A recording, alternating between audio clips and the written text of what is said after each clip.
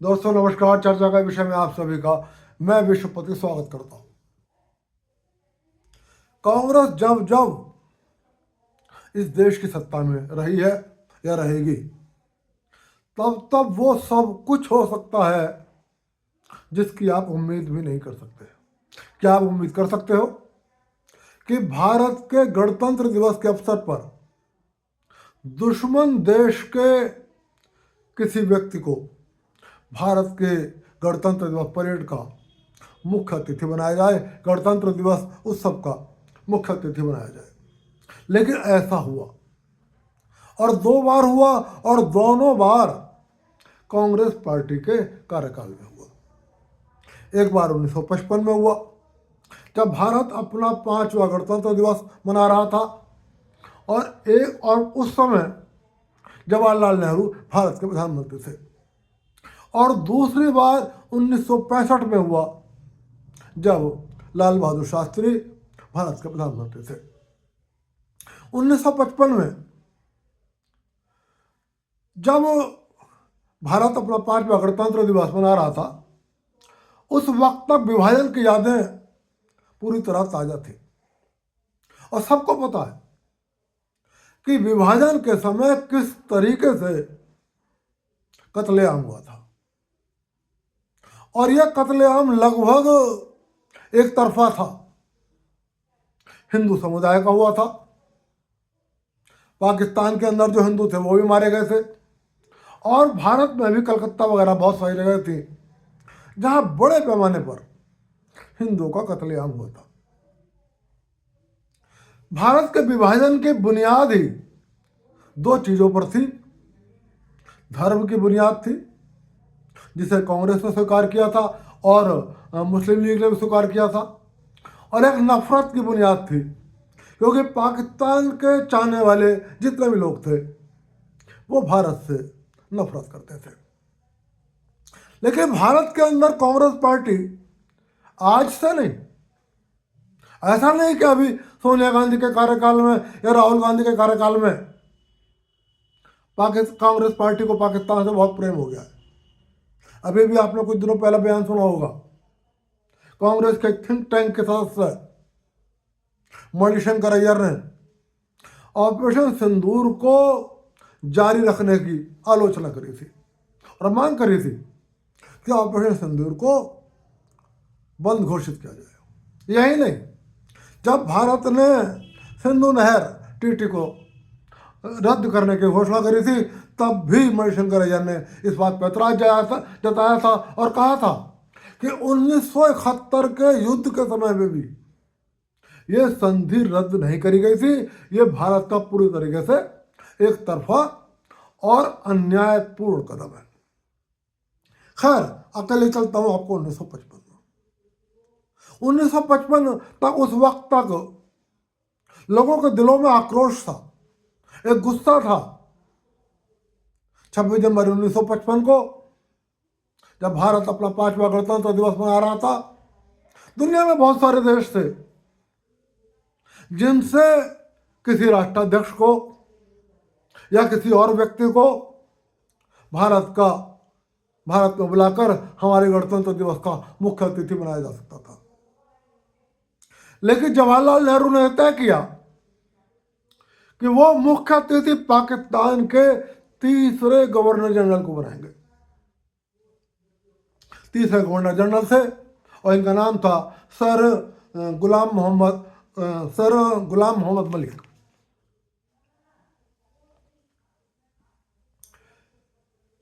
इनकी सिर्फ एक विशेषता थी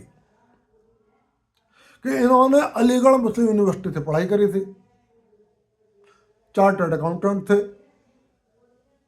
इन्होंने भारत के रेलवे में भी अकाउंटेंट्स के कुछ दिनों के लिए जॉब ज्वाइन करा था। लेकिन जवाहरलाल नेहरू के बहुत खास दोस्त थे। सबसे बड़ी बात यह है कि जब भारत का विभाजन हुआ, उस वक्त जो भारत के खिलाफ षड्यंत्र हुए, हिंदुओं के खिलाफ षड्यंत्र हुए, और कश्मीर में जो षड्यंत्र रचा गया, उस षड्यंत्र के षड्यंत्रकारियों में ये तीसरे गवर्नर जनरल सर मलिक गुलाम मोहम्मद शामिल थे। लेकिन उसके बाद भी जवाहरलाल नेहरू ने तय करा कि उस व्यक्ति को जो भारत से नफरत करता है, उस व्यक्ति को जिसने हिंदुओं के खिलाफ जो षड्यंत्र हुए उसमें एक महत्वपूर्ण भूमिका निभाई, उस व्यक्ति को जिसने कश्मीर में हमला करने की रणनीति बनाने में एक महत्वपूर्ण भूमिका निभाई, उसको भारत के गणतंत्र दिवस का मुख्य अतिथि बनाया गया। फिर यही गलती एक बार और दोहराई गई। 1965 में लाल बहादुर शास्त्री भारत के प्रधानमंत्री थे। तब फिर हमें दुनिया में कोई और नहीं मिला, ऐसा नहीं कोई था ही नहीं। कांग्रेस के अंदर पाकिस्तान के प्रति लगातार प्रेम रहा, यह कारण था। और तब पाकिस्तान के कृषि मंत्री राणा अब्दुल हामिद, जो एक कन्वर्टेड मुसलमान थे और राजपूत राजवंश से उनका संबंध था और अमरकोट राजवंश से उनका संबंध था, उनको भारत के गणतंत्र दिवस का मुख्य अतिथि बनाया गया। और उस गणतंत्र दिवस के वो जब मुख्य अतिथि बने, उसके बाद 3 महीने भी पूरे नहीं हुए थे कि पाकिस्तान ने भारत के खिलाफ युद्ध छेड़ दिया, पाकिस्तान ने भारत पर हमला कर दिया था। तो दोस्तों, यह इतिहास है कांग्रेस पार्टी का। उसका सिर्फ भारत से प्रेम नहीं है, उसका पाकिस्तान से प्रेम है। और इसीलिए कांग्रेस पर यह आरोप लगता है लगातार कि भारत के विभाजन में जितनी भूमिका जिन्ना की थी, जितनी भूमिका मुस्लिम लीग की थी, उतनी ही भूमिका भारत में कांग्रेस पार्टी के कुछ व्यक्तियों की थी। मैं पूरी कांग्रेस पार्टी को दोषी नहीं ठहराता, लेकिन अफसोस है कि कांग्रेस पर वो व्यक्ति और वो 2-4 व्यक्ति हावी थे, बाकी लोग उनकी हाँ में हाँ मिला रहे थे, जिनको भारत से प्रेम नहीं था, पाकिस्तान से प्रेम था। और जो भारत के गणतंत्र दिवस पर भी ऐसे लोगों को मुख्य अतिथि बनाने से नहीं चूके जो भारत के दुश्मन थे। फिलहाल गणतंत्र दिवस की परेड आपने देखी होगी, और इस गणतंत्र दिवस की परेड पर भी भारत ने अपनी सैन्य शक्ति का प्रदर्शन करा और पूरी दुनिया को ये बता दिया कि भारत को कमजोर समझने की गलती ना करें। क्योंकि फिलहाल सिर्फ पाकिस्तान नहीं, बांग्लादेश नहीं, अमेरिका सहित कुछ लोग ऐसा लगता है कि वो भारत के पड़ोसियों को श्रेय देंगे और भारत को दबाव में ले लेंगे। लेकिन भारत ने 26 जनवरी 2026 के अपने परेड में अपनी सैन्य शक्ति का प्रदर्शन किया और साफ संकेत दिया है पूरी दुनिया को कि अब भारत वो भारत नहीं है जब दुश्मन देश के लोगों को भारत का मुख्य अतिथि बनाया जाता था। अब वो मुख्य अतिथि भी भारत के मित्र राष्ट्र को बनाया जाता है या उनको बनाया जाता है जिनसे भारत को बहुत उम्मीदें हैं।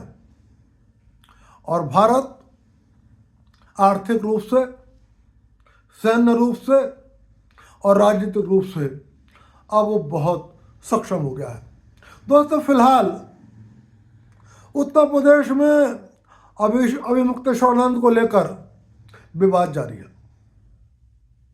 और जैसा कि कुछ लोगों ने आशंका व्यक्त करी थी कि विवाद जितना लंबा चलेगा, अभिमुक्तेश्वरानंद का असली चेहरा जनता के सामने आता रहेगा। फिलहाल वही स्थिति है, वो जिस तरीके के भाषण दे रहे हैं, योगी जी को औरंगजेब बता रहे हैं, उनके पिता को हुमायूं बता रहे हैं।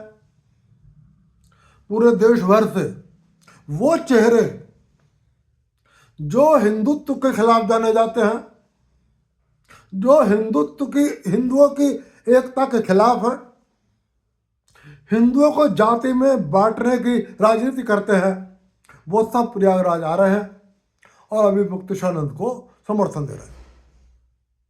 लेकिन ऐसा नहीं है कि उत्तर प्रदेश में सिर्फ यही बवाल चल रहा हो या देश में यही बवाल चल रहा हो। जैसा कि सब लोगों को लगता है कि 2026 एक चैलेंजिंग ईयर होगा, और सिर्फ भारत के लिए नहीं, पूरी दुनिया के लिए। फिलहाल यूजीसी गाइडलाइंस को लेकर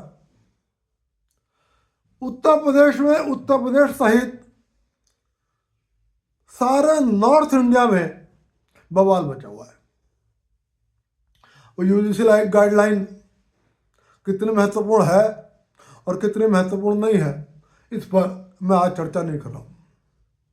और मैं वो चर्चा इसलिए नहीं कर रहा हूँ क्योंकि जो विरोध प्रदर्शन हो रहा है वो प्रायोजित लगता है। और मैं ये प्रायोजित इसलिए कह रहा हूँ क्योंकि यूजीसी की जिस गाइडलाइन को लेकर ये सारा हंगामा हो रहा है, उस यूजीसी का अस्तित्व समाप्त करने का निर्णय सरकार लगभग ले चुकी है। और सरकार शिक्षा के क्षेत्र से संबंधित 3 बॉडियों का विलय करने जा रही है।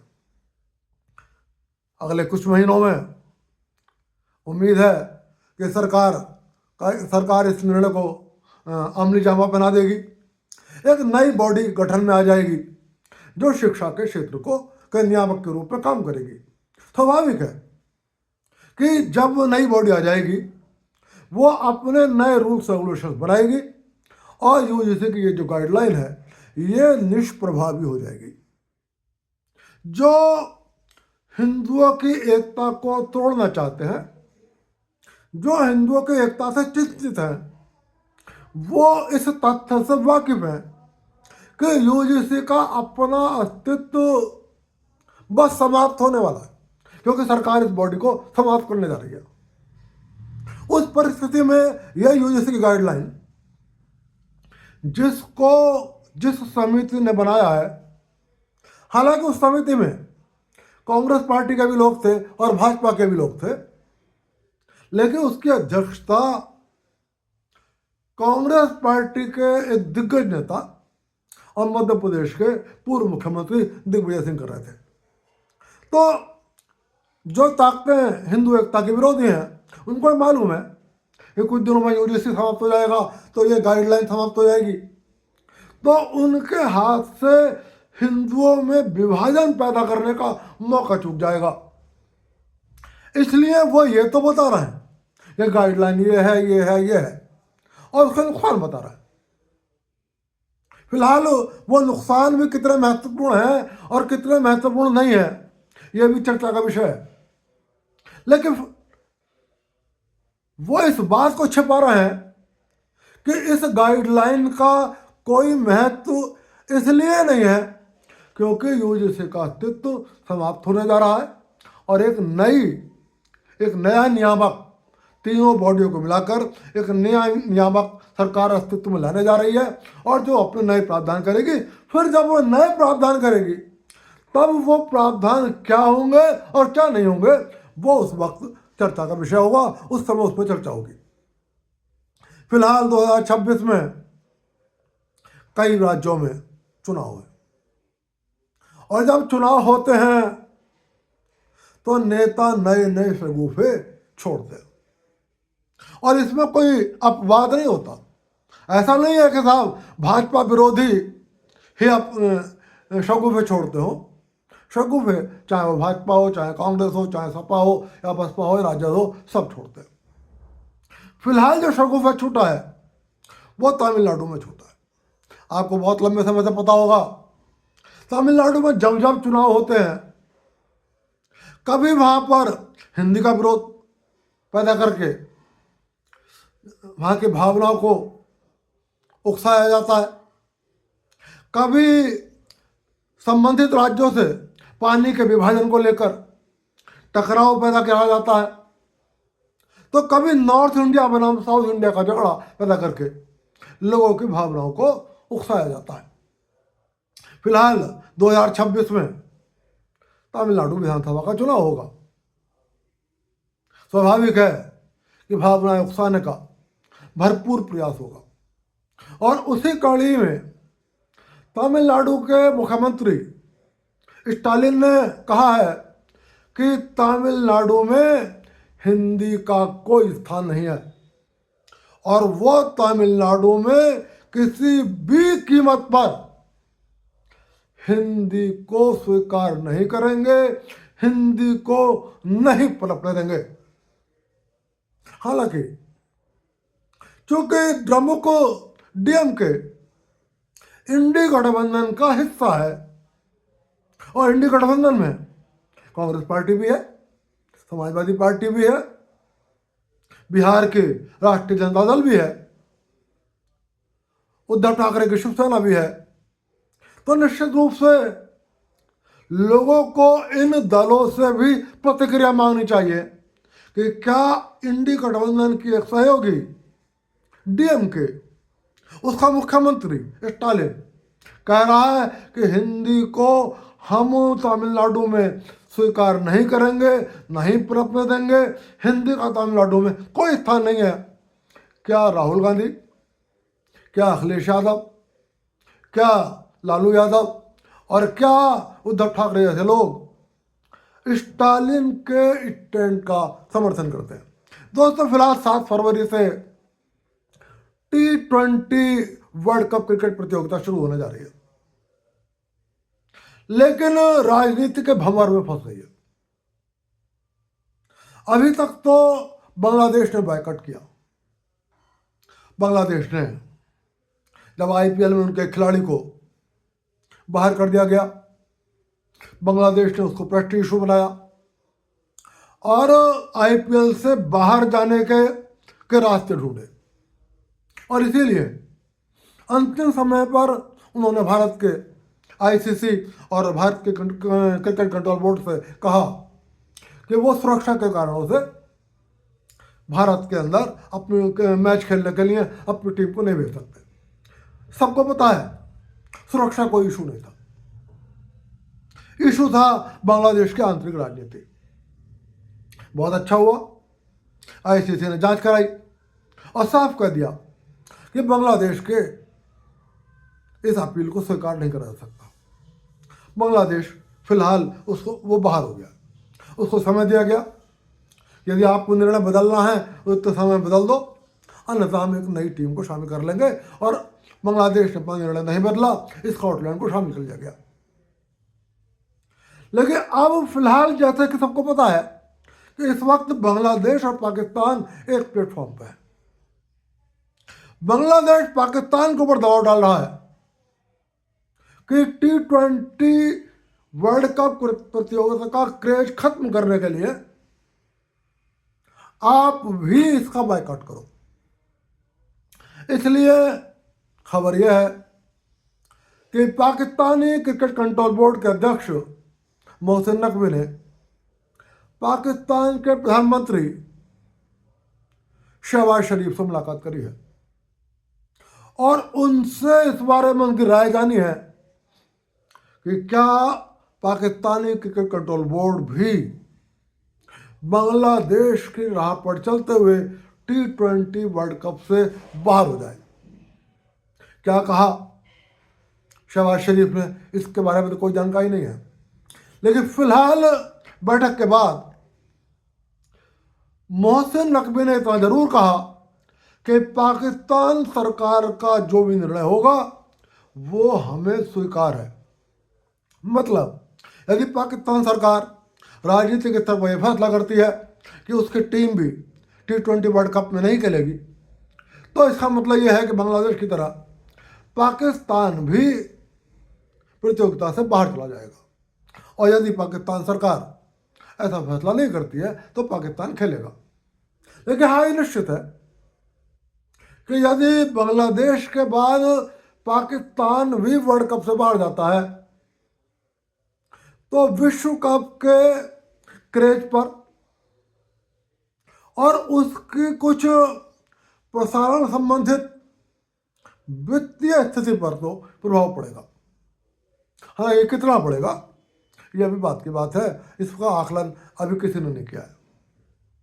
लेकिन मैं इतना जरूर कहूंगा कि यदि पाकिस्तान भी बांग्लादेश के आधार पर यह राजनीतिक फैसला करता है या आईसीसी या भारत के बीसीसीआई को ब्लैकमेल करने का प्रयास करता है, तो पाकिस्तान के इस ब्लैकमेल के आगे नहीं झुका जाना चाहिए। और यदि पाकिस्तान भी बाहर जाना चाहता है तो उसे बाहर का रास्ता दिखा देना चाहिए। हालांकि खेल राजनीति से दूर रहे तो अच्छा है, लेकिन यदि ब्लैकमेलिंग का प्रयास किया जाए तो निश्चित रूप से कम मेरी यह अपील होगी कि बीसीसीआई और आईसीसी पाकिस्तान के दबाव के आगे ना झुके। पाकिस्तान जाना चाहता है तो बाहर जाए, खेल होगा, विश्व कप होगा। 7 फरवरी से विश्व कप प्रतियोगिता शुरू होने वाला है। देखते हैं कौन विश्व कप जीतता है, कौन पाकिस्तान निकलता है या नहीं निकलता है। पाकिस्तान बाहर निकलता है तो कौन सी नई टीम आती है। फिलहाल चर्चा के विषय में चर्चा आज यहीं तक, फिर मिलूंगा, फिर किसी विषय पर चर्चा करूंगा। चलते चलते अनुरोध कर रहा हूँ, वीडियो पसंद आए लाइक कर देना, चैनल को सब्सक्राइब कर देना। आप सभी को विश्वपति का नमस्कार।